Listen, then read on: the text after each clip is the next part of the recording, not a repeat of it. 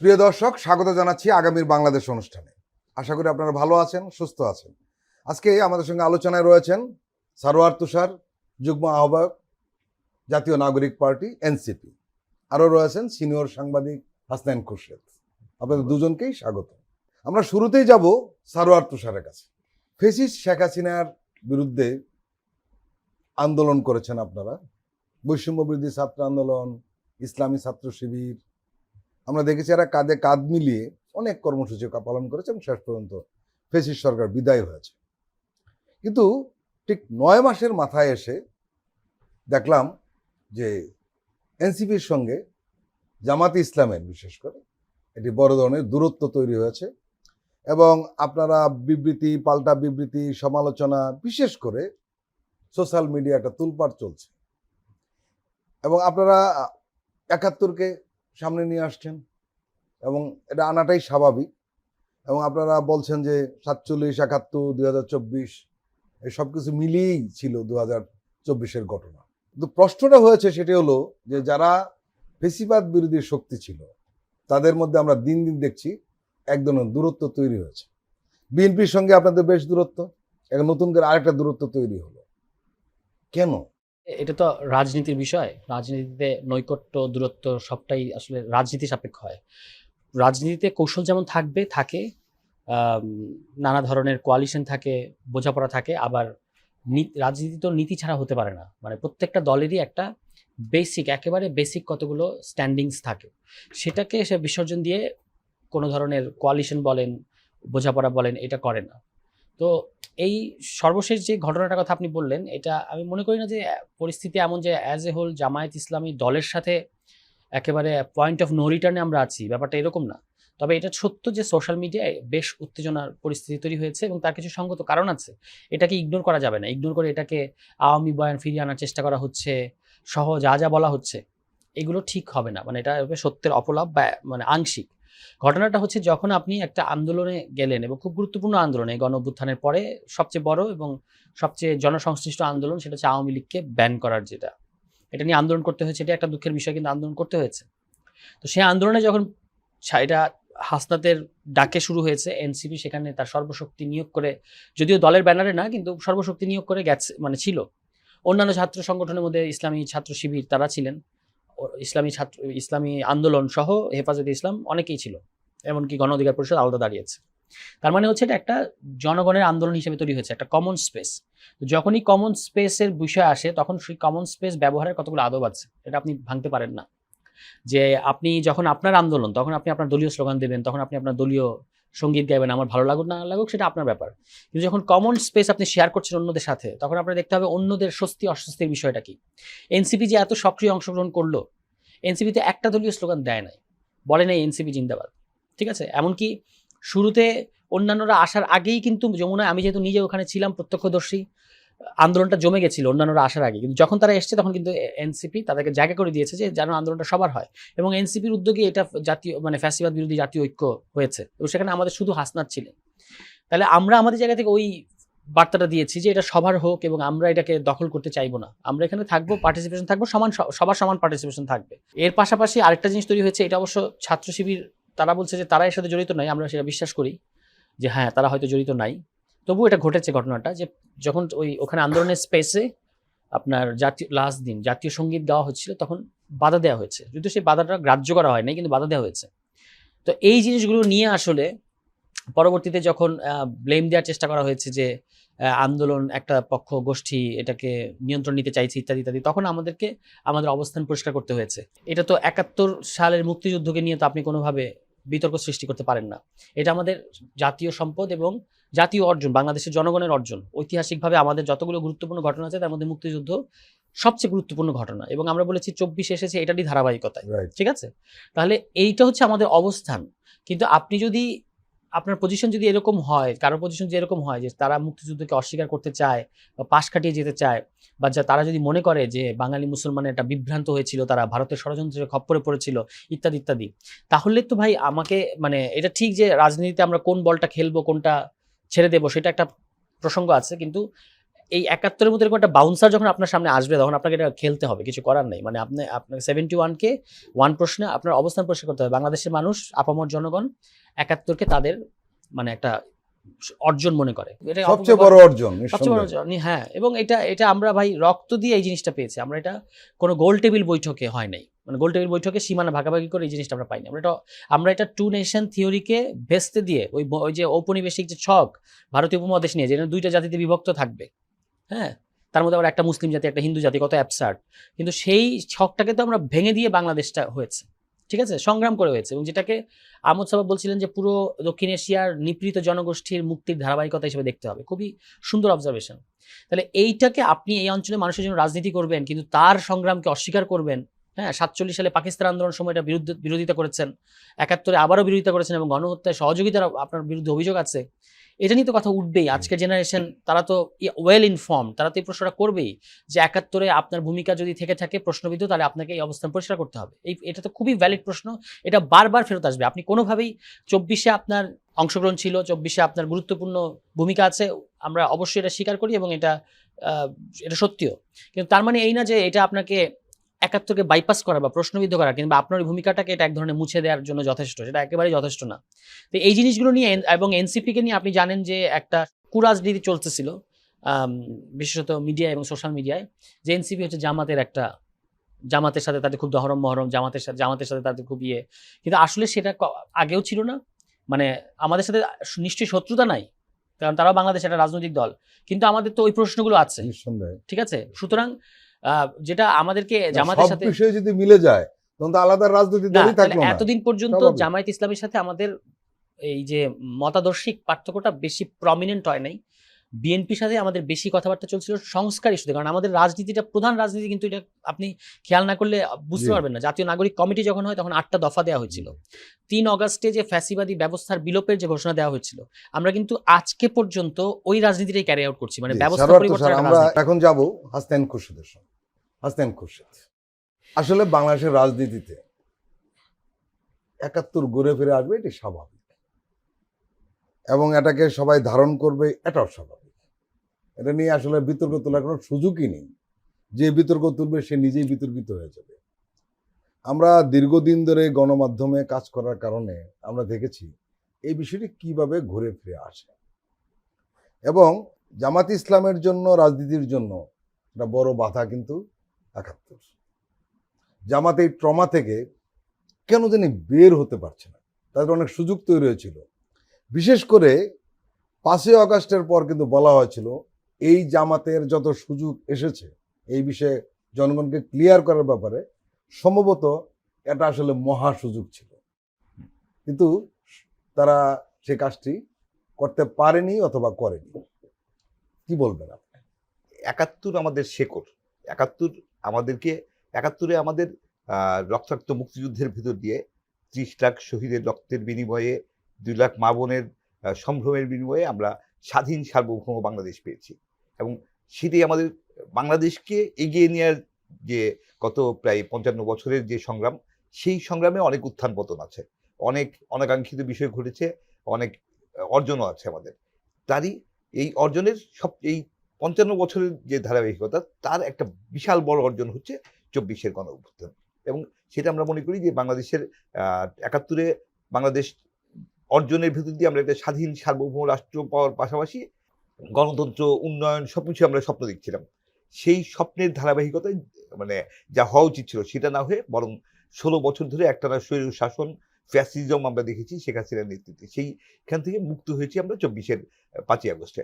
এবং তারপর আবার নতুন করে বাংলাদেশ নতুন করে সংগঠিত হবে, নতুন করে সামনে এগিয়ে যাবে, সেরকম একটা প্রত্যাশা ছিল আমাদের। কিন্তু মুক্তিযুদ্ধ নিয়ে যদি কেউ কখনো প্রশ্ন তোলে, সে আসলে গ্রহণযোগ্যতা হারাবেই। কারণ মুক্তিযুদ্ধ আমাদের শেকড়ে, মুক্তিযুদ্ধের প্রশ্নে কোনো রকম কোনো আপোষের সুযোগ নেই। মুক্তিযুদ্ধকে যদি কেউ ডিজন করে, সে আসলে বাংলাদেশকে ডিজন করার মতো না, মুক্তিযুদ্ধকে ডিজন করলে এখন তাহলে এদেশে রাজনীতি করবে কিভাবে? এই মানে তার তো আসলে ইয়েই থাকে না, অস্তিত্বই থাকে না। মুক্তিযুদ্ধকে ডিজন করার কোনো স্কোপ নেই। মুক্তিযুদ্ধকে এখন কেউ ডিজন করে এটা আমি মনে করি না। কিন্তু মুক্তিযুদ্ধের সময়ে কার কি ভূমিকা ছিল সেটা আসলে সবসময় ফিরে ফিরে আসবে, এবং সেটা এই আমরা যখন পাকিস্তানের সাথে সম্পর্কের কথা হচ্ছিল, আমরা দেখেছি যে পাকিস্তানের সাথে সম্পর্ক পুনরুজ্জীবিত করার ক্ষেত্রে বারবারই একটা কথা মানে প্রফেসর ইউনূসও বলেছেন এবং আমরা সবাই সমর্থন করেছি যে পাকিস্তানের সাথে ৭১-এর যে অমীমাংসিত ইস্যুগুলো, পাকিস্তান আজকে পর্যন্ত আনুষ্ঠানিকভাবে বাংলাদেশের কাছে ক্ষমা চায়নি এবং ক্ষমা না চাওয়া পর্যন্ত সম্পর্কের স্বাচ্ছন্দ্যটা আসছে না। সেই একই প্রশ্ন এটা নিয়ে একটু বিতর্ক রয়েছে, ক্ষমা চেয়েছে কি চায়নি। না, ক্ষমা সম্ভবত চায়নি। হ্যাঁ। ক্ষমা যেটা হচ্ছে যে জি। ভুট্টো তার ঢাকা সফরের সময় ভুট্টো তার বক্তৃতায় এক ধরনের মানে দুঃখ প্রকাশ করেছিলেন, সেটাকে আনুষ্ঠানিক ক্ষমা বলা যাবে না, লিখিতভাবে আনুষ্ঠানিকভাবে ক্ষমা চাইতে সেটা হবে, হয়নি। সেটা আমরা দাবি করি এবং সেটা হইতেই হবে। সেটা না হলে পাকিস্তানের সাথে স্বাচ্ছন্দ্য আসবে না। ঠিক একই রকম জামাত ইসলামী যদি তার ভূমিকার জন্য দুঃখ প্রকাশ না করে, তাহলে জামাতকে নিয়ে অস্বস্তি থেকে যাবে রাজনীতি এবং জামাতের গ্রহণযোগ্যতা বারবারই প্রশ্নের মুখে পড়বে। জামাত সেটা করলেই সব সমাধান হয়ে যাবে সেটা নাও হতে পারে, কিন্তু জামাতের এই জায়গায় এগিয়ে আসা উচিত এবং জামাতের ৭১-এর ভূমিকার জন্য জামাতের দুঃখ প্রকাশ করা উচিত, সেটা আমরা খুব স্ট্রংলি মনে করি এবং সেটা হতেই হবে। সেটা না হলে জামাত নিয়ে একটা পাকিস্তান নিয়ে যেরকম অস্বস্তি আছে, আমরা চাই না যে পাকিস্তানের সাথে অস্বস্তি থাকুক। পাকিস্তান আমাদের প্রতিবেশী দেশ, নিঃসন্দেহে পাকিস্তানের অত্যাচার নির্যাতন মানে কোনো কিছু আমরা ভুলে যাব না কখনই। ৭১ আমরা ভুলবো না, যেরকম পাকিস্তান নির্যাতনের কথা আমরা ভুলবো না, পাকিস্তানের হত্যাযজ্ঞের কথা আমরা ভুলবো না, গণহত্যার কথা ভুলবো না। কিন্তু পাকিস্তানের সাথে কোনো সম্পর্ক রাখা যাবে না, পাকিস্তানের সাথে ব্যবসা বাণিজ্য করা যাবে না, এটা আমরা বিশ্বাস করি না। আমরা মনে করি যে পাকিস্তানের সাথে অন্য সব দেশের সাথে যেরকম ব্যবসা হচ্ছে পাকিস্তানের সাথে সেরকম হবে। ঠিক একইভাবে জামাতের ৭১-এর ভূমিকার কারণে জামাত বাংলাদেশে নিষিদ্ধ থাকবে, এটা যখন পাকিস্তান আওয়ামী লীগ করেছিল সেটা আমরা সমর্থন করি না। আমরা মনে করি যে জামাত মানে বাংলাদেশে রাজনীতি করবে এবং স্বাভাবিকভাবেই রাজনীতি করবে, কিন্তু তাকে অবশ্যই তার ৭১-এর ভূমিকার জন্য দুঃখ প্রকাশ করতে হবে এবং সেই জায়গাতে জামাত তার অবস্থান স্পষ্ট করবে, এটা আমরা আশা করি। গত ১৬ বছরে বা তারও আগে থেকে যদি বলি আমরা যে মুক্তিযুদ্ধের পর থেকেই আমরা একটা জিনিস দেখেছি যে আওয়ামী লীগ মুক্তিযুদ্ধের সবগুলো উপকরণকে এক ধরনের দলীয়করণ করেছিল। মুক্তিযুদ্ধ মানেই আওয়ামী লীগ, মানে মানেই ইভেন মুক্তিযুদ্ধের রণধ্বনি হচ্ছে জয় বাংলা, জয় বাংলা মানেই আওয়ামী লীগ। এরকম একটা প্রত্যেকটা জিনিসই আওয়ামী লীগ, মুক্তিযুদ্ধের প্রত্যেকটা অর্জনকে আওয়ামী লীগ দলীয়করণ করে। তারা জাতীয় বিষয়গুলি সব দলীয় করে ফেলেছিল, দলীয়করণ করেছিল। আমাদের যেটা হয়েছে যে জি। তারা বাংলাদেশকেও দলীয়করণ করে ফেলেছিল, যে বাংলাদেশ মানে আওয়ামী লীগ, এরকম একটা জায়গা তৈরি করেছিল। সেই জায়গা থেকে আমরা ৫ই আগস্টে বেরিয়ে এসেছি। আমি মনে করি মুক্তিযুদ্ধের যে বিষয়গুলো আওয়ামী লীগের দলীয়করণ করা, সেই বিষয়গুলো আসলে বাংলাদেশের সব মানুষের সেই জায়গাটায় প্রতিষ্ঠা করা উচিত। সারোয়ার তুষার, দুর্ভাগ্যজনক হলো যে এই তরুণরা ফেসিবাদ বিরোধী আন্দোলনে নেতৃত্ব দিয়েছে নিঃসন্দেহে, এবং যখন এটি সফল হয় তখন তরুণদের ব্যাপারে সবার যে আবেগ এবং যে অভিনন্দন আমরা দেখেছি সেটি অন্যরকম বিষয় ছিল এবং সব রাজনৈতিক দল করেছিল। কিন্তু আমরা দেখলাম দিন দিন সেটি পরিবর্তন হয়ে যাচ্ছে এবং আপনাদের প্রতিপক্ষ দাঁড়িয়ে যাচ্ছে সব রাজনৈতিক দলগুলো, অন্তত বড় দুটি রাজনৈতিক দল এখন আপনাদের সমালোচনা মুখর। শুধু সমালোচনা মুখর বললে শব্দটি ঠিক হয় না, তীব্র সমালোচনা মুখর বললে ভালো হয়। কেন এটা হচ্ছে? গণঅভ্যুত্থানের আগে তো রাজনৈতিক স্পেসটা কীরকম ছিল আপনি জানেন, যে কেউ কথা বলতে পারতো না, ইভেন রাজনৈতিক দলগুলো তাদের দৈনন্দিন সাংগঠনিক কার্যক্রম চালাতে পারতো না। সেখান থেকে গণঅভ্যুত্থানের পরে এবং তাদের অসহায়ত্ব আমরা দেখেছি, তখন তারা এমনকি বিভিন্ন দলের শীর্ষস্থানীয় নেতারা এমনকি কেঁদে ফেলতেও বাধ্য হয়েছেন, এরকমই একটা অবস্থা ছিল। এখন এই গণঅভ্যুত্থানের পরে যখন রাজনীতিটা ওপেন হয়ে গেছে এবং রাজনৈতিক দলগুলোর একটা ধারণা হচ্ছে যে আওয়ামী লীগ নাই, সুতরাং আমরাই তো ক্ষমতার একমাত্র বৈধ দাবিদার, সুতরাং যখন এর বাইরে অন্যান্য কথাবার্তা আসে, তারা যে ব্যবস্থা পরিবর্তনের যে কথাগুলো আমরা বলছি, এগুলোকে তারা সন্দেহের চোখে দেখে এবং তারা মনে করে যে এগুলোর মধ্য দিয়ে আসলে ক্ষমতা টিকিয়ে রাখার চেষ্টা করা হচ্ছে। আসলে কিন্তু ব্যাপারটা একদমই সেরকম না। কিন্তু তাদের দিক থেকে যে তারা যে আসলে গণঅভ্যুত্থানের আকাঙ্ক্ষাটার সাথে ঠিকমতো থাকতে পারছেন না, নিজেদের আত্মসমালোচনা তারা করেন। তো আমরা যখন এটা নিয়ে সরব থাকি, তখন তারা এটাকে এক ধরনের উৎপাত মনে করে, যে আবার কি এত কিছু দরকার, আওয়ামী লীগ চলে গেছে, আমাদেরকে একটা ইলেকশন দিয়ে আমাদেরকে ক্ষমতায় পাঠালেই তো চলে। এইরকমভাবে খুব সরলভাবে তারা রাজনীতিটাকে দেখে নিজেদের স্বার্থে। সেখান থেকেই যখন নতুন অনেকগুলো কথা আসে যে পার্লামেন্টটা কেমন হবে, ছাত্ররা বা তরুণরা যখন এটা নিয়ে কথা বলে, নির্বাহী বিভাগ কেমন হবে, মানে রাষ্ট্রের প্রত্যেকটা প্রতিষ্ঠান কেমন হবে, সংবিধানটা কেমন হবে, এগুলো নিয়ে যখন কথাবার্তা বলে, তখন এটা মানে প্রচলিত রাজনৈতিক দলগুলো এটা বুঝতে পারে না যে এগুলো নিয়ে কেন কথা হবে, ইলেকশন দিবেন, আমরা ক্ষমতায় যাব, এটাই তো হয়ে আসছে।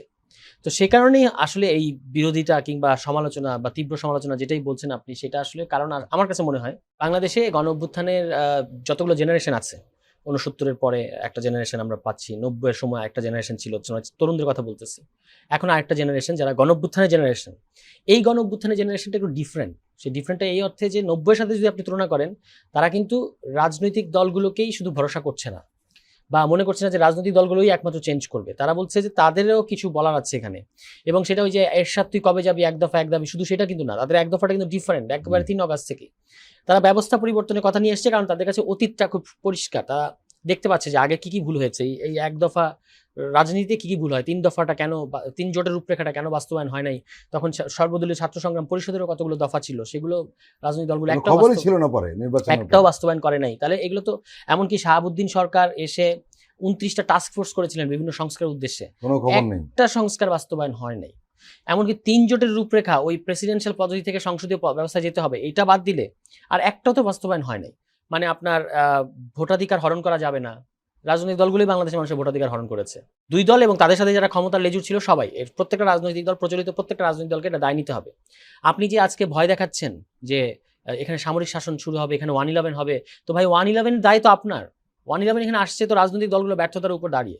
তো সেই জিনিসগুলো যখন এইবারকার ছাত্র সমাজ যখন এগুলো, কিন্তু তারা কিন্তু আপনাকে মনে রাখতে হবে যে পাঠচক্র করে বাংলাদেশের ইতিহাস রাজনীতি পর্যালোচনা করে কিন্তু তারা এসেছে, তারা কিন্তু প্রস্তুত, মানে অপ্রস্তুত না, শুধুমাত্র অ্যাঙ্গার শো করার জন্যই তারা আসে নাই। তাদের একটা রাজনৈতিক ভিশন আছে, তাদের একটা রাষ্ট্র প্রকল্প আছে, এই যে শব্দটা বললাম, একটা রাষ্ট্র প্রকল্প আছে, তারা একটা গণতান্ত্রিক রাষ্ট্রের ভাবে চিন্তা করে।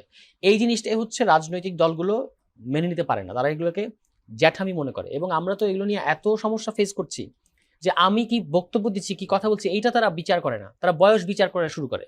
এমন তো না যে একটা মানুষ বয়স বেশি হলে সব বোঝে আর একটা কম বয়সী মানুষ, আমাদের কাছে তো আরো বেশি ইনফরমেশন অনেক বেশি আছে, ইন্টারনেটের জমানা, আমাদের কাছে পৃথিবীর প্রত্যেকটা বিশ্ববিদ্যালয়ের, বিশেষত পশ্চিমের বিখ্যাত সব বিশ্ববিদ্যালয়ে গতকালকে যে বইটা পাবলিশ হয়েছে, আজকে আমি সেই বইটা নামিয়ে ফেলতে পারি। এই জেনারেশনকে তো আপনার বুঝতে হবে ভাই। এবং সমস্ত বাংলাদেশের ইতিহাসের বইপত্র অনলাইনে আর্কাইভ হয়ে আছে একাধিক সাইটে, তো এরা তো এই ইতিহাসগুলো পড়েছে। এখন পড়ার পরে তাদের একটা রাজনৈতিক চিন্তা শুরু হয়েছে যে আমরা কেন বারবার পুরনো জায়গায় ফেরত যাই। এটা হলো কেন্দ্রীয় প্রশ্ন, যে এত বারবার এই দেশের জনগণ বারবার আন্দোলন করে, বারবার সংগ্রাম করে, কিন্তু বারবার আবার পুরনো জায়গায় ফেরত যায় কেন? তখন তারা পুরনো জায়গায় ফেরত নেওয়ার জন্য কতগুলো মিনিমাম জিনিসের কথা বলে, যে সংসদটা যেন এক ব্যক্তির হাতে না থাকে, ক্ষমতাগুলো যেন এক ব্যক্তির হাতে না থাকে, রাষ্ট্রীয় প্রতিষ্ঠানগুলোর নিয়োগটা যেন আমরা একটা সিস্টেমের মধ্যে দিই। এটা কি একটা খুব অন্যায় চাওয়া? রাষ্ট্রীয় প্রতিষ্ঠানগুলোর নিয়োগ প্রধানমন্ত্রী দেবে না, একটা সিস্টেম করে আপনি দেবেন, যেটা এবার সাংবিধানিক কাউন্সিলের কথা এসছে, সাংবিধানিক কাউন্সিল না হোক, উচ্চকক্ষ হোক, একটা সিস্টেম করে দিতে হবে। এটি হচ্ছে বক্তব্য, যেন এখানে প্রধানমন্ত্রী হস্তক্ষেপ না থাকে। এটা তো একটা খুব সুন্দর চাওয়া এবং খুব প্রাথমিক চাওয়া, মানে রাষ্ট্রটাকে গণতান্ত্রিক করতে গেলে এই জিনিসগুলো রাজনৈতিক দলগুলো মেনে নিতে পারে না। ফলে তারা মনে করছে যে আগের যে পরম্পরা, যে ছাত্ররা আন্দোলন করবে, মার খাবে, রক্ত দেবে, দিয়ে ঘরে চলে যাবে, এখন আবার রাজনীতিতে আসছে কেন? এটা কিন্তু বলেছিল একজন খুব শীর্ষ রাজনীতিবিদ আরো 3-4 মাস আগে, যে তোমরা ঘরে ফেরত যাও, তোমরা ইয়ে করো না, রাজনীতি নিয়ে কথা বলো না। অথচ তাদের ছাত্র রাজনৈতিক মানে সংগঠন আছে।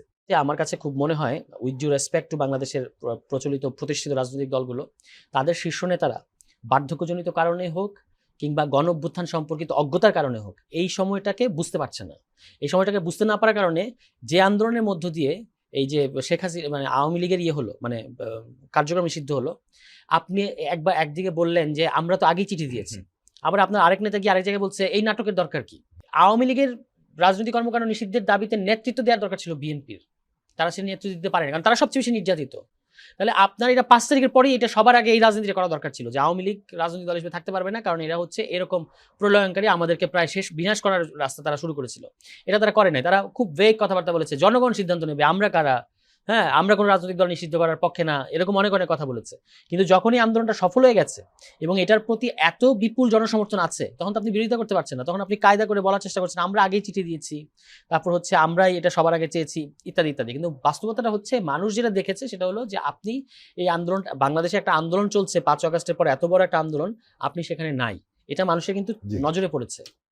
প্রিয় দর্শক, আমরা এখন একটু বিরতি নিচ্ছি, আপনারা আমাদের সঙ্গেই থাকুন।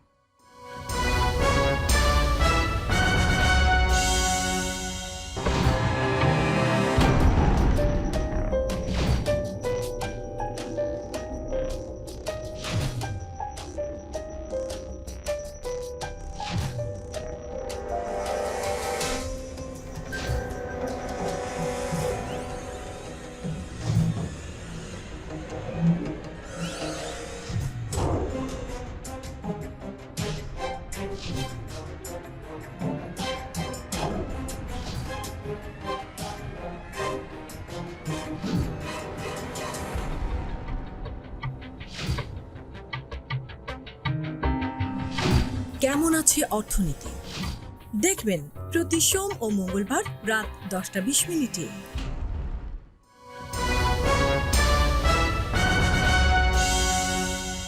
আবারও স্বাগত আগামীর বাংলাদেশ অনুষ্ঠানে। আজকে আমাদের সঙ্গে আলোচনায় রয়েছেন সিনিয়র সাংবাদিক হাসনাইন খুরশেদ, রয়েছেন যুগ্ম আহ্বায়ক জাতীয় নাগরিক পার্টি সারোয়ার তুষার।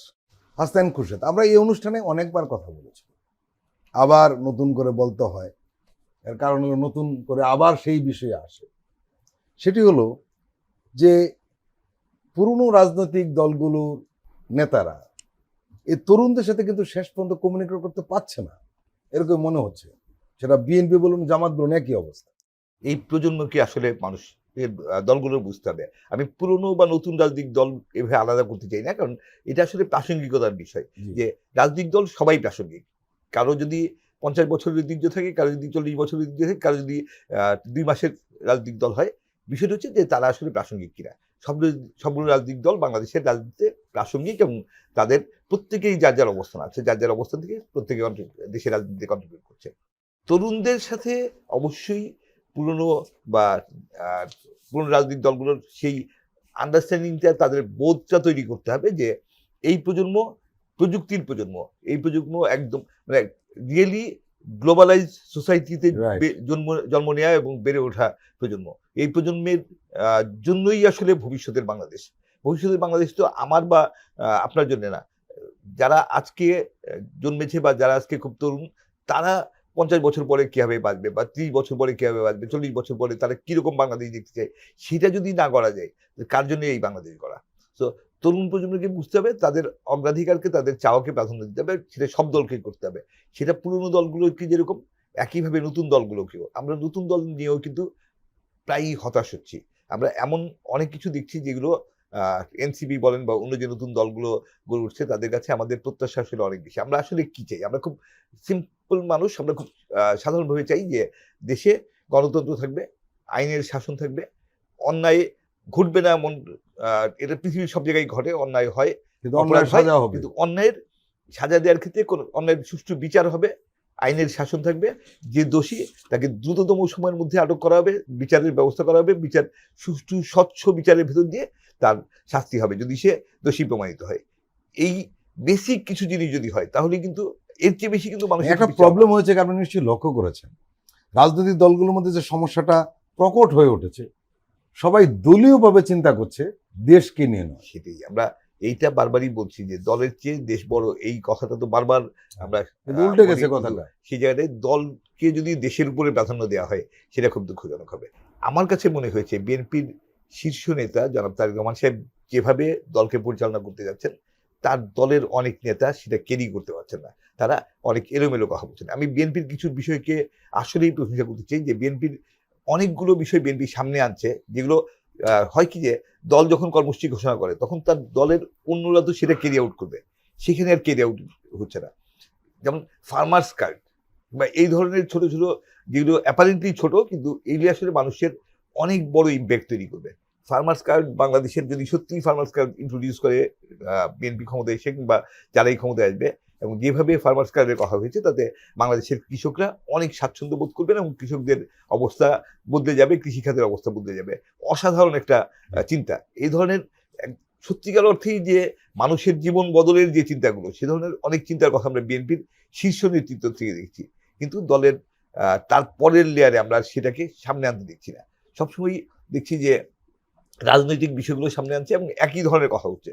আসলে এই যে যা কিছুই করি, আমরা সংস্কার করি, সংসদের দ্বিকক্ষ করি, এক কক্ষ করি, কিংবা নারী আসন বাড়ানো বা কমানো, যা কিছুই করা হোক, সব কার জন্য? মানুষের জন্য। মানুষের ভাগ্য আসলে কিভাবে পরিবর্তন হবে, সেই জায়গাটায় স্পেসিফিক কর্মসূচি আমরা বিএনপির দিক থেকে বেশ কিছু দেখছি। আমি কৃষক কার্ডের কথা বললাম, যে কৃষক কার্ড বা এই ধরনের আরো অনেকগুলো পদক্ষেপের কথা বিএনপি ঘোষণা করেছে। সেই ধরনের কর্মসূচিগুলি কিন্তু আমরা এখন পর্যন্ত অন্যদের দিক থেকে দেখছি না। এই মুহূর্তে যে প্রধান দুটো রাজনৈতিক দল রয়েছে, তারা ভবিষ্যতে সরকারে আসলে বা বিরোধী দলে থাকলে, যেটাই হোক না কেন, তারা দেশের জন্য কি করবে স্পষ্টভাবে কিছু বলেন না। বিএনপি এনসিপি যে যুক্তিটা দেয় যে তারা এখন সে কাজটা করছে, যেহেতু তাদের ঘোষণাপত্র ওইভাবে আসে না, ইত্যাদি ইত্যাদি। এখন প্রবলেমটা হয়েছে যেটা আসলে যে কথাটা অনেকবার বলা হয়, আসলে রাজনৈতিক দলগুলোর সংস্কারটা আগে দরকার ছিল। যে রাজনৈতিক দলই তো আসলে গণতন্ত্র নিশ্চিত করবে, রাজনৈতিক দলই তো সংসদে প্রতিনিধিত্ব হ্যাঁ। করবে, তারাই রাজনৈতিক দলই নেতৃত্ব সরকার দেবে গঠন সব করবে। বিষয়ে। তো সেইখানে রাজনৈতিক দলের ভিতরে যদি গণতন্ত্র না থাকে, রাজনৈতিক দলে যদি গণতান্ত্রিকভাবে তার নেতৃত্ব নির্বাচন না হয়, রাজনৈতিক দল যদি গণতান্ত্রিকভাবে পরিচালিত না হয়, তাহলে রাষ্ট্র গণতান্ত্রিকভাবে পরিচালিত হবে এটা আশা করা খুব কঠিন। তো গণতন্ত্র আমরা রাজনৈতিক দলের ভিতরে সবার আগে দেখতে চাই, এবং সেটা আমরা সব ক্ষেত্রেই দেখতে চাই, সব দলের ক্ষেত্রে। এটা নির্দিষ্টভাবে বিএনপি বা জামাত ইসলামী বা এনসিপি না, সব দলের ক্ষেত্রে। এবং এমনভাবে একটা কাঠামো গড়ে তোলা উচিত যাতে রাজনৈতিক দলগুলো গণতান্ত্রিক পথে চলতে বাধ্য হয়। আমরা তো অনেক সেই কাঠামো রাজনৈতিক দল গড়ার দেখছি চেষ্টা যে করি। দলের চেয়ে নেতা বড়, হ্যাঁ, অনেক ক্ষেত্রেই। এবং সেটা দুঃখজনক আর কি, নিঃসন্দেহে। সারোয়ার তুষার, আমরা একটু অন্য প্রসঙ্গে যাই। কারণ হলো এই বিষয়টি দক্ষিণ এশিয়ার জন্য নিঃসন্দেহে একটি গুরুত্বপূর্ণ। ভারত পাকিস্তানের যে লড়াইটা হলো এবং পরবর্তী সময় যুদ্ধ বিরতি হলো, এখানে কিছু জটিলতা দেখা দিয়েছে। বিশেষ হলো ভারত সম্ভবত কিছুটা জটিলতায় পড়েছে। আপনি জানেন যে আমেরিকা প্রেসিডেন্ট ট্রাম্প তার ট্রুথ সোশ্যাল প্ল্যাটফর্মে দেওয়া পোস্টে প্রথম জানিয়ে দেন যে ভারত পাকিস্তান যুদ্ধবিরতিতে রাজি হয়েছে। ভারতের পক্ষ থেকে যুদ্ধবিরতির কথা জানান পররাষ্ট্র সচিব বিক্রম মিশ্রি। তিনি কিন্তু বলেন যে পাকিস্তানের সঙ্গে তাদের আলোচনা করে পরে তারা ডিসিশন নিয়েছে, এবং যুক্তরাষ্ট্রের ঘোষণাটা তারা এড়িয়ে যাননি। তবে পাকিস্তানের প্রধানমন্ত্রী শাহবাজ শরীফ আমেরিকার ভূয়সী প্রশংসা করেন। কিন্তু আমরা দেখছি যুদ্ধবিরতি মধ্যস্থতা করেছে আমেরিকা, এটা স্বীকারই করতে চাইছে না ভারত। কেন? এটা তো ভারতের ডিসক্রেডিট মনে করে আর কি ভারত, যে তারা তো মনে করছে যে তারা একটা ন্যায় যুদ্ধ করতেছে পাকিস্তানের সাথে, যেটা তারা বলে আর কি সন্ত্রাসের বিরুদ্ধে যুদ্ধ, এটা তাদের একটা ভাষা। তো সেটার ক্ষেত্রে তারা সরে আসছে তাদের নিজেদের সিদ্ধান্তে। হ্যাঁ, এরকমই একটা ভাইব তারা দিতে চায়, কিন্তু বাস্তবতা হচ্ছে এটা সারা বিশ্ব জানে যেটা আসলে ট্রাম্প এখানে মধ্যস্থতা করেছেন, এবং এই কারণেই ভারত আর তার যে আগ্রাসী নীতি এটা থেকে সরে আসতে এক ধরনের বাধ্য হয়েছে। এখন পাকিস্তানের সাথে এই যুদ্ধটা ভারত আসলে আগ বাড়িয়ে লাগাতে চাইছিল, আমরা এটা দেখেছি। কারণ যে অভিযোগ, সে অভিযোগ কিন্তু প্রমাণিত না, ঠিক আছে? তার ভিত্তিতেই তারা একটা অপারেশন সিঁদুর নাম দিয়ে এই যুদ্ধটা শুরু করলো, এবং নামের মধ্যেই তো পরিষ্কার যে তারা এটাকে নিয়ে নিজের দেশের মধ্যে হিন্দুত্ববাদী রাজনীতি করতে চায়। আসলে তো বিজেপির ভারতকে হিন্দুত্ববাদ ছাড়া আর কিছু দেওয়ার নাই। মানুষকে এই বটিকা না খাইয়ে তো এক জায়গায় রাখতে পারবে না। তো বারবারই তাকে যে কোনো ছুতায় এই জিনিসটা আনতে হবে। এবং এখন তারা যেটা করবে, আপনি দেখেছেন যে যখনই যুদ্ধ চলছিল তখনই তারা খুব একটা ভয়ঙ্কর কাজ করেছে, বাংলাদেশের সীমান্তে দিয়ে গুজরাট থেকে তাদের নাগরিকদের নিয়ে এসে বাংলাদেশে পুশিং করা শুরু করেছে। তো এইটা হচ্ছে ভারতের নীতি। তারা কোনো না কোনোভাবে মুসলমানদেরকে, আপনার এমনকি যারা ভারতের নাগরিক তাদেরকে দমনপীড়ন করবে, তাদের উপর শেষ পর্যন্ত চড়াও হবে। কিন্তু যেটা হচ্ছে বৈশ্বিক পরিস্থিতি এখানে কোনো যুদ্ধ অ্যালাউ করে না। মানে যুদ্ধটা এই অঞ্চলে চাচ্ছে না, মানে যারা এখানে ইনভলভ যে সমস্ত শক্তি, এবং হলে ভারতই সবচেয়ে বেশি বিপদে পড়বে। কারণ ভারত ভৌগোলিকভাবে আপনি যদি দেখেন, একদিক থেকে আগে বলা হতো যে আমরা 3 দিক থেকে ভারত দ্বারা ঘেরাও, আসলে কিন্তু ভারত 3 দিক থেকে ঘেরাও, একদিকে চীন, একদিকে পাকিস্তান, একদিকে বাংলাদেশ। আগে যখন পাকিস্তানের সাথে সীমান্তে বা চীনের সাথে টেনশন শুরু হলে এখান থেকে আমাদের সীমান্ত থেকে সৈন্য সরিয়ে নিতে পারত, কিন্তু এখন তো, কারণ আওয়ামী লীগ ছিল। কিন্তু এখন যে পরিস্থিতি, তাতে তো তারা মনে করছে যে একটা হোস্টাইল গভর্নমেন্ট এখানে আছে বাংলাদেশে, তাদের ব্যাপারে হোস্টাইল। সুতরাং এখানকার সৈন্য কিন্তু এখানে রাখতে আপনি হচ্ছে। নিশ্চয়ই জানেন যে 5ই আগস্টের পর এবং এই উত্তেজনার পরে কিন্তু বাংলাদেশের সীমান্তে তাদের নিরাপত্তা জোরদার করেছে, হ্যাঁ, আর চিকেন নেকে ব্যাপক ডেপ্লয় করেছে। করেছে। এখন তার মানে হচ্ছে যে ভারতের তো সৈন্য সংখ্যা একটা সংখ্যার সীমিত। জি। তো সেখানে তাকে এখন চীন, পাকিস্তান, বাংলাদেশ 3টা সীমান্তই কিন্তু তাকে কড়াভাবে ডিফেন্ড করতে হচ্ছে। মানে ভারতেরই চাপটা বেশি, এবং ভারত এই যুদ্ধে আসলে রং ট্র্যাকে আছে আমি বলবো। তো এই রং ট্র্যাকে থাকার কারণে তারা এখান থেকে তাদেরকে সরে আসতেই হতো। এমনকি আমি এটা যদি পরবর্তীতে বের হয় অবাক হব না যে ভারতই আসলে আমেরিকাকে অনুরোধ করেছে যে আপনারা একটা না, এরকম কথাও রয়েছে। যুদ্ধ বন্ধ করার জন্য চাপ দেন, কারণ ভারত তো একটা না একটা কিছু দেখি আপনাকে সরে আসতে হবে। হ্যাঁ, তবে এখানে একটা প্রসঙ্গ আপনি উঠেছেন যে হিন্দুত্ববাদীর জন্য এই কাজটা করে, হ্যাঁ। যেখানে আমরা দেখেছি সার্জিক্যাল স্ট্রাইকের সময়। এবার মনে হচ্ছে সম্ভবত বিষয়টা একটু কঠিন হবে, কারণ মোদি ইতিমধ্যেই নানান প্রশ্নের মুখে পড়েছে হ্যাঁ, যে আমেরিকা কেন আগে ঘোষণা করলো, হ্যাঁ, এবং কংগ্রেস কিন্তু এর জবাব চেয়েছে।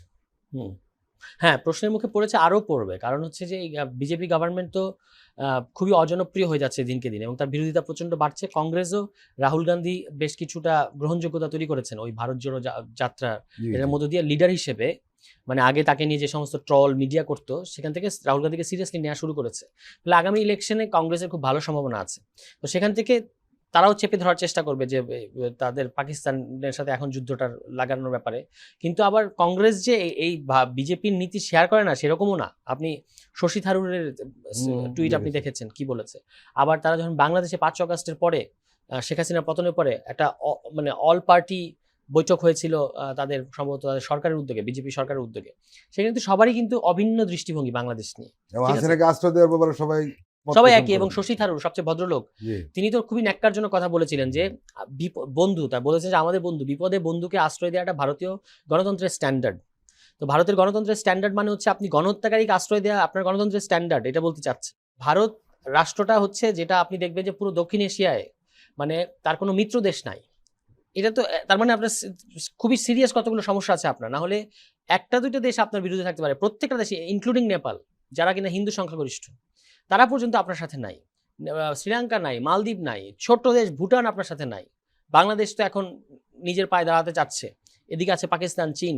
তাহলে আপনার পররাষ্ট্রনীতির যেটাকে তারা কৌটিল্য নীতি বলে, এটার খুব সিরিয়াস রিভিউ ভারতের করা দরকার। কিন্তু সেটা তারা করতে প্রস্তুত না, বা তাদের কোনো আত্মসমালোচনা নাই।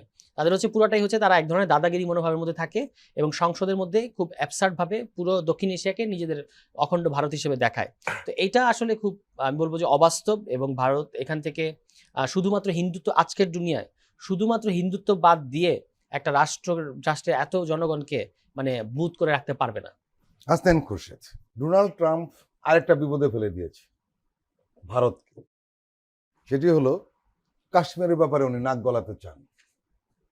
এবং আপনারা জানেন যে ভারত যে কোনো তৃতীয় পক্ষের ব্যাপারে আপত্তি রয়েছে, অতীত থেকে তারা এটা করে এসছে। ভারত বিশেষ করে কাশ্মীরে অন্য কেউ নাক গলাক এটা ভারত কখনোই চায়নি, কিন্তু ট্রাম্প কিন্তু জোরে সোরে নাক গলানোর চেষ্টা করছে। এবং বলা হচ্ছে যে বিষয়টি নিয়ে ভারতের একটা অস্বস্তি তৈরি হয়েছে। মোদি সংবাদ সম্মেলন বা সাংবাদিকের সঙ্গে কথা বলার আগ মুহূর্তে আরেকটা কাজ করেছে ট্রাম্প। সেটি হলো সে বলে দিয়েছে যে আমি হুমকি দিয়েছিলাম যে যুদ্ধ না থামালে অর্থনৈতিক নিষেধাজ্ঞা আরোপ করবে। মোদি বলার আগেই ট্রাম্প কিন্তু ঘন্টাখানেক আগে এটা প্রকাশ করে দিয়েছে। এখন এই যে হুমকি এবং এই কাশ্মীরের নাক গলানো সব মিলিয়ে ভারত কিন্তু একটা অস্বস্তিতে ফেলেছে। এবং সবচেয়ে অবাক করার বিষয় হলো মোদি যাকে বন্ধু বলে সম্বোধন করে সেই বন্ধু এই কাজটি করেছে। কি বলবেন? 4 দিনের যুদ্ধ বলি বা সামরিক সংঘাত বলি, এটা ভারত কেন শুরু করেছে? আমার কাছে মনে হয়েছে যে ভারতের সমরাস্ত্র, ভারতের সামরিক শক্তি পাকিস্তানের চেয়ে অনেক বেশি। সেখানে ভারতের মোদী সরকারের এক ধরনের কনফিডেন্স কাজ করেছে যে আমরা গুড়িয়ে দিতে পারবো পাকিস্তানকে। সেই ধরনের একটা কনফিডেন্স নিয়ে ভারত সামনে যুদ্ধটা শুরু করেছিল এবং অযৌক্তিকভাবে যুদ্ধ করেছে। কোনো ধরনের কোনো প্রমাণ দিতে পারেনি। পেহেলগামে আসলে কারা খুন করেছে কোনো রকম প্রমাণ উপস্থাপন ছাড়াই তারা যুদ্ধটা শুরু করেছিল। এবং তারা যেটা করেছে যে যুদ্ধের শুরুর সাথে সাথেই প্রথমেই পাকিস্তান ভারতের 5টি বিমান ফেলে দিয়েছে এবং তার মধ্যে 3টি রাফাল। রাফাল পৃথিবীর সবচেয়ে আধুনিক যুদ্ধ বিমান, ফ্রান্সের তৈরি। সেই রাফাল সহ 5টি যুদ্ধ বিমান যখন মানে ভূপাতিত হলো তখন আসলে ভারতের মাটিতে, ভারতের মাটিতে, এবং তখন বোঝা গেল যে ভারত আসলে শুধু যুদ্ধাস্ত্র বা সমরাস্ত্র থাকলেই হয় না, তা পরিচালনা করার মতন দক্ষ যোগ্য মানুষ লাগে। সো ভারতীয় সশস্ত্র বাহিনীর দক্ষতা, যোগ্যতা, প্রশিক্ষণগত দুর্বলতা এই সব কিছু প্রকটভাবে সবার সামনে ফুটে উঠলো যে আমার হাতে রাফাল আছে কিন্তু আমি চালাতে যাই না, আমি রাফাল নিয়েও যুদ্ধ করতে পারি না। তো ভারতীয় প্রতিরক্ষা বাহিনীর যে প্রশিক্ষণগত দুর্বলতা সেইটা প্রকটভাবে ফুটে ওঠে। That is first. সেকেন্ড হচ্ছে তার S-400 ধ্বংস করে দেয়। S-400 তার আকাশ প্রতিরক্ষা 4টা S-400 আছে ভারতের, তার মধ্যে একটা ধ্বংস হয়ে গেল এবং $150 কোটি আসলে একটা S-400 এর দাম। তা সেইটা হারালো ভারত এবং ভারত আসলে পুরোপুরি বিপর্যস্ত হয়ে যাচ্ছিল। আমার ধারণা যে, আমার অবজারভেশন হচ্ছে এটা যে প্রেসিডেন্ট ট্রাম্পকে যে বলা হচ্ছে যে ভারত অনুরোধ করেছিল, হয়তো সেটাই সত্য, কিন্তু এইটা আমি বলতে চাই যে প্রেসিডেন্ট ট্রাম্প, ভারত এই অপারেশনের নাম দিয়েছে অপারেশন সিঁদুর। প্রেসিডেন্ট ট্রাম্প এইখানে হস্তক্ষেপ করে যুদ্ধ থামিয়ে ভারতের অজস্র ভারতীয় সশস্ত্র বাহিনীর বিশেষ করে সদস্যদের স্ত্রীদের মাথার সিঁদুর বাঁচিয়ে দিয়েছেন, নাইলে আরো অনেক সিঁদুর মুছে যেত। তো সিঁদুর বাঁচিয়ে দেওয়ার জন্য ট্রাম্পকে ধন্যবাদ। আর আরেকটা যে আপনি বলছেন যে কাশ্মীর প্রসঙ্গ, কাশ্মীরে আসলে এই যুদ্ধের শুরুতেই সিমলা চুক্তি স্থগিত করা হয়। জি। সিমলা চুক্তিতে একটা বিষয়, একটা খুব গুরুত্বপূর্ণ ইস্যু হচ্ছে কাশ্মীর দ্বিপাক্ষিকভাবে ভারত এবং পাকিস্তান সমাধান করবে। সেখানে কাশ্মীর ভিত্তিক 6টি নদীর মধ্যে 3টি ভারতের আর 3টি পাকিস্তানের, এইভাবে ভাগ করা হয়েছিল। তো সেই চুক্তি থেকে যখন সরে গেল, তখন আসলে একটা অপরচুনিটি তৈরি হলো যে কাশ্মীর ইস্যুতে আবার আন্তর্জাতিক হস্তক্ষেপের। পাকিস্তান তো বলেছে হ্যাঁ, যে এবং সেখানে সিন্ধুর পানি বন্ধ করে দিলে তারা কাশ্মীর সিমলা naturally। চুক্তি মানবে না। তো সিমলা চুক্তি অলরেডি তারা স্থগিত করেছে। তো জি। বিষয়টা এখন আর পর্যায়ে থাকছে না, দ্বিপাক্ষিক পর্যায়ে থাকছে না। তাতে যেটা হচ্ছে যে পাকিস্তানের জন্য সুবিধা হবে, এবং নিঃসন্দেহে কাশ্মীর ইস্যু যদি আন্তর্জাতিক জি। পর্যায়ে যায়, তাতে আন্তর্জাতিক মানে এটা একটা সুন্দর স্থায়ী সমাধান হবে, এটা আমরা আশা করি। তা আমরা খুব স্ট্রংলি যেটা প্লিড করি সেটা হচ্ছে যে অবশ্যই কাশ্মীর ইস্যু অনেক বছরের, মানে প্রায় এত বছরের ইস্যু, এবং কাশ্মীরের মানুষ বছর পর বছর ধরে নির্যাতিত হচ্ছেন। সেটা আমি হিন্দু মুসলিম ভিত্তিতে বলছি না, মানুষ হিসেবে বলছি যে ইসরায়েলের হাতে যেমন ফিলিস্তিনিরা নির্যাতিত হচ্ছেন, সেরকম কাশ্মীরে অজস্র মানুষ নির্যাতিত হচ্ছেন। সেই নির্যাতনের স্থায়ী সমাধানের জন্য কাশ্মীর ইস্যু আন্তর্জাতিক পর্যায়ে, জাতিসংঘ পর্যায়ে নেওয়া উচিত, এবং সেখানে যদি যুক্তরাষ্ট্র উদ্যোগ নিয়ে বিষয়টা করে, মধ্যস্থতা করে বিষয়টা করে, আমি মনে করি এটা দক্ষিণ এশিয়ার শান্তি এবং নিরাপত্তার জন্য এবং বিশ্ব শান্তির জন্য অসম্ভব রকম ভালো একটা পদক্ষেপ হবে। সেটা আমরা চাই যে এটা ঘটুক। প্রিয় দর্শক, আমরা আবারও একটু বিরতি নিচ্ছি, আপনারা আমাদের সঙ্গেই থাকুন।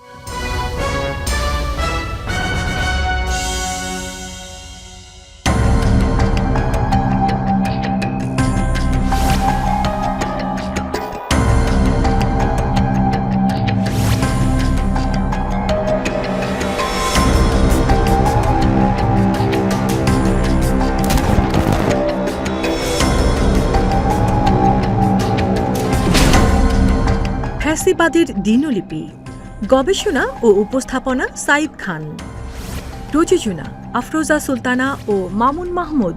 দেখবেন প্রতি রবি থেকে বৃহস্পতিবার সন্ধ্যা 7টায়।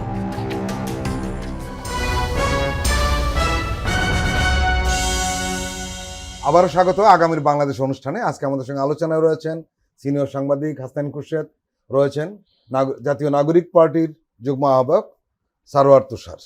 সারোয়ার তুষার, হাসান খুরশেদ কিছুটা বলছিলেন, আসলেই তাই। আমরা দেখছিলাম যে যুদ্ধের মাঠে ভারত মার খাচ্ছিল, বিমানের লড়াইয়ে পাকিস্তান 5-0 এগিয়ে যায় শুরুতেই। এবং যে কথা বলছিলাম যে রাফাল বা অন্যান্য বিমান যেগুলো ধ্বংস হয়েছে, এটা হচ্ছে ভারতের মাটিতে। এটা আরেকটা অপমানজনক ঘটনা দিল্লির জন্য। আরেকটা বিষয় এখানে একটু দৃষ্টি আকর্ষণ করতে চাচ্ছি, সেটি হলো, আপনি নিশ্চয়ই লক্ষ্য করেছেন, আন্তর্জাতিক অঙ্গনেও কিন্তু ভারত কোনো সমর্থন পায়নি। বিশেষ করে ইসরায়েল ছাড়া আর কেউ কিন্তু মোটেই সমর্থন করেনি, একেবারেই না। কিন্তু আমরা লক্ষ্য করলাম যে পাকিস্তানের পক্ষে চীন এবং তুরস্কে সরাসরি দাঁড়িয়ে গেছে। এই প্রথম আমরা একজন গণমাধ্যম কর্মী হিসাবে লক্ষ্য করলাম খুব কাছ থেকে, যে আপনি নিশ্চয়ই লক্ষ্য করেছেন যে চীনের জনগণ কিন্তু কোথায় কি হলো ইনভলভ থাকে না, তাদের কোনো রিয়াকশন নাই, ক্রিয়া প্রতিক্রিয়া কিছু নেই। কিন্তু আমরা দেখলাম যে এই ভারত পাকিস্তানের লড়াইয়ে চীনের মানুষ সোশ্যাল মিডিয়াতে কিন্তু যেভাবে পাকিস্তানের পক্ষে দাঁড়িয়েছে, এটা অবাক করার বিষয়।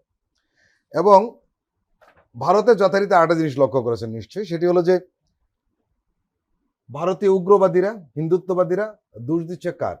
বিক্রম মিশ্রি, পররাষ্ট্র মন্ত্রণালয়ের মুখপাত্র, যে তার কারণে যুদ্ধ থেমে গেছে ইত্যাদি ইত্যাদি। হাস্যকর ব্যাপার। শুধু তাই নয়, তার মেয়েকে পর্যন্ত ট্রল করা হচ্ছে, কি পরিমাণ উগ্রবাদিতা। এবং এটি নিয়ে ভারতের ব্যাপক প্রতিক্রিয়া হয়েছে। এবং সবচেয়ে বড় কথা, সেই যে কথিত 56 ইঞ্চি ছাতি এবং বিশ্বগুরু ইত্যাদি যে বীর গাথা গাওয়া হয় মোদির ব্যাপারে, সেই ইমেজটি কিন্তু এবার অনেকখানি ম্লান হয়ে যাচ্ছে। কি বলবেন আপনি? বেশি দিন খুব চটকদারিত্ব দিয়ে কিংবা শুধুমাত্র গল্প দিয়ে মানুষকে মানে মাতিয়ে রাখা যায় না। ভারতের মানে খুব অবভিয়াস প্রবলেম, আমি যেটা একটু আগে বলছিলাম, যে দক্ষিণ এশিয়ায় তারা বন্ধুহীন এক অর্থে, এবং পুরো পৃথিবীতেও যে তাদের যে এই আগ্রাসী নীতিগুলো সবাই পছন্দ করে সেরকম না। একমাত্র আমেরিকার এখানকার কিছু জিও স্ট্র্যাটেজিক কারণে ভারতকে তাদের পাশে রাখতে হয়, কারণ যেহেতু চীন আছে। আর এর বাইরে এবার দেখলাম যে মানে যুদ্ধ যখন শুরু হয়ে গেল, তখন সে আমেরিকা কেমন যেন হাত ধুয়ে ফেললো। সে আমেরিকাও এটাতে সমর্থন, তার আমেরিকার সমর্থনও পায় নাই। ঠিক আছে, এই হচ্ছে এই কারণে ভারত একটা চাপে পড়েছে, এবং এই চাপে পড়ার কারণে তাদেরকে গল্প তৈরি করতে হয়েছে যে তারা এখান থেকে কিভাবে বেরোবে। আর কাশ্মীরের যে প্রসঙ্গটা আপনি বলছিলেন, কাশ্মীরের ক্ষেত্রে আসলে ভারত তো কাশ্মীরের সাথে চরম প্রতারণা করেছে। কাশ্মীর যেভাবে যে কারণে যে শর্তে ভারতীয় ইউনিয়নে যুক্ত হয়েছিল, ভারত পরবর্তীতে এটা পুরো 70 বছরই যে একটা গণভোট হওয়ার কথা ছিল সেটা তো হয়ই নাই। সর্বশেষ তারা 2018 সালে 370 বাতিল করে দিল। মানে কাশ্মীরকে তারা এক ধরনের কলোনাইজ করেছে, কিন্তু কাশ্মীর এখন ভারতের কলোনি। তো সেখান থেকে ভারত কখনো চাইবে না। পাকিস্তান কিন্তু সব বরাবর বলেছে যে যদি ভারত ছেড়ে দেয় তার অংশ আমরা ছেড়ে দিতে প্রস্তুত আছি, মানে কাশ্মীরকে একটা আলাদা রাষ্ট্র হিসেবে করার। এখন ভারতের এই সম্প্রসারণবাদী চরিত্রের আমরাও তো ভুগি। ভারত আমাদেরকেও নিয়ন্ত্রণ করে রাখতে চেয়েছে, আমাদের গণতান্ত্রিক প্রতিষ্ঠানগুলোকে তারা ধ্বংস করার ক্ষেত্রে সরাসরি ভূমিকা রেখেছে। এখনো তারা নানাভাবে এখানে তৎপরতা চালাচ্ছে, তাদের গোয়েন্দা তৎপরতা এখনো আছে, আমরা নানাভাবে খবর পাচ্ছি। তো এগুলো থেকে আমাদের, যেহেতু এটা তারা আমাদের সবচেয়ে বড় প্রতিবেশী এবং আমরা প্রতিবেশী বদলাতে পারবো না, এবং এটা আমরা বাছাই করতে পারি না, যেটা আছে তার সাথে আপনাকে থাকতে হবে। এখন ভারতকে আমাদের কথাটা আমরা তো বারবার বলেছি যে কি কারণে আমাদের কজটা কি, আমরা কোনটা কেন করছি। ভারত কিন্তু সেটার ব্যাপারে ইয়েতে আছে সেরকম মনে হয় না। এখন যেটা তারা এই যুদ্ধে আমেরিকার কাছ থেকে চাপ খেয়ে তাদের নিজেদের দেশের মধ্যেও চাপে পড়েছে, এবং মিডিয়া থেকে শুরু করে অনেক জায়গায় অনেক সমালোচনা হচ্ছে। এখন এখান থেকে মোদি আরেকটা নিশ্চয়ই একটা মানে গল্প ঘোরানোর চেষ্টা করবে আর কি, যেটা তারা বরাবর করে তাদের কিছু পোষা মিডিয়া দিয়ে। গল্পটা এবার জমছে না, জমবে না, কারণ হচ্ছে এখন এত বেশি কাউন্টার ন্যারেটিভ এবং এত বেশি তথ্য আপনার কাছে থাকে যে এটা এবং এই যুদ্ধে ভারত ক্লিয়ারলি অফেন্সিভ একটা পজিশনে আছে, এটা সারা বিশ্ব সাদা চোখে দেখতে পাচ্ছে।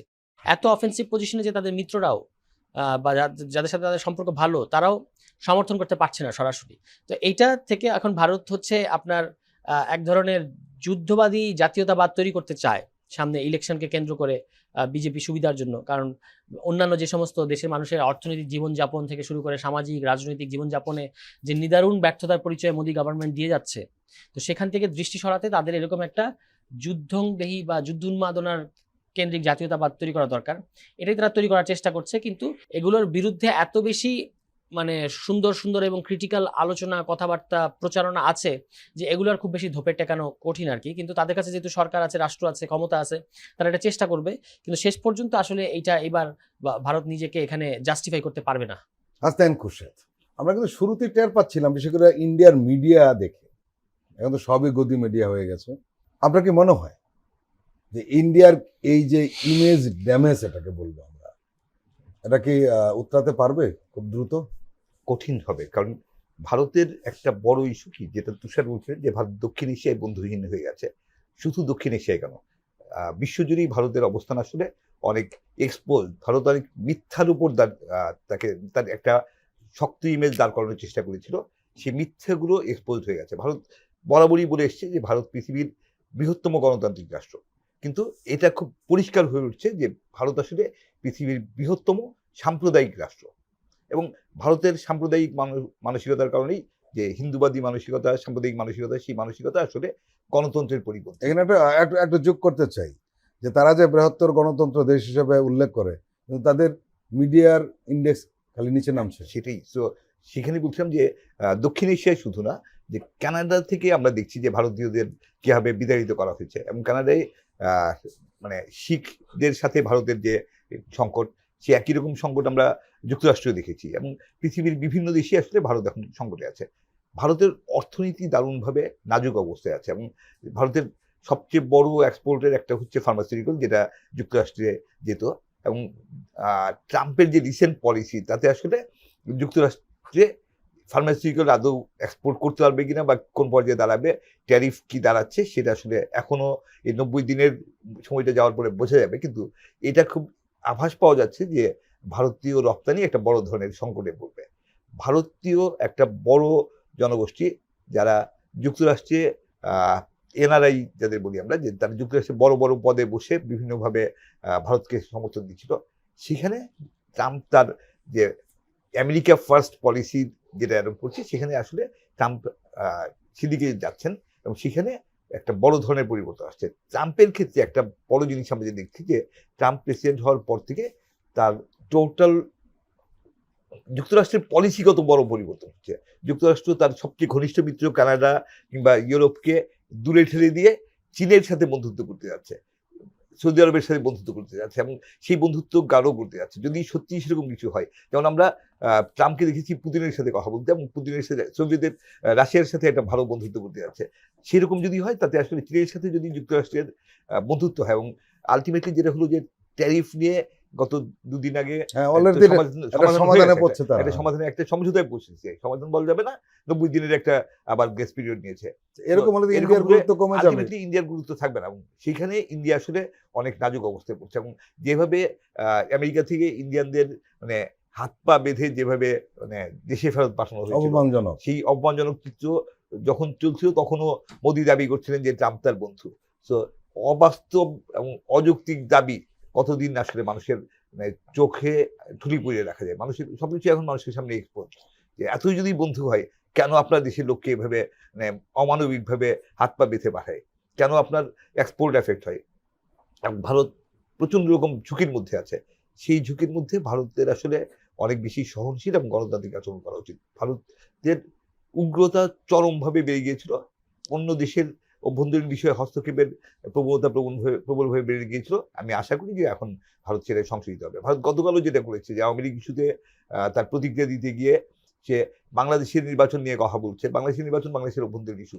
ভারত এর আগে বারবার বলছে 24-এর 7ই জানুয়ারি ইলেকশনের পরে যখন ভারতের কাছে জিজ্ঞেস করা হয়েছিল যে বাংলাদেশের এই নির্বাচন নিয়ে আপনি কিভাবে দিচ্ছেন, ভারতই বলেছিল যে এই নির্বাচন বাংলাদেশের অভ্যন্তরীণ ইস্যু, আমার বলার কিছু নেই। আজকে সে বারবার বলছে, গতকালকে বলেছে যে বাংলাদেশের দ্রুত নির্বাচন দরকার। বাংলাদেশের দ্রুত নির্বাচন দরকার সেটা আমরা সবাই বিশ্বাস করি, কিন্তু সেটা আমাদের ইস্যু, সেটা ভারতের ইস্যু না। ভারত কেন বাংলাদেশের নির্বাচন নিয়ে কথা বলবে? ভারতের অন্য দেশের বিষয়ে হস্তক্ষেপ করা বন্ধ করা উচিত।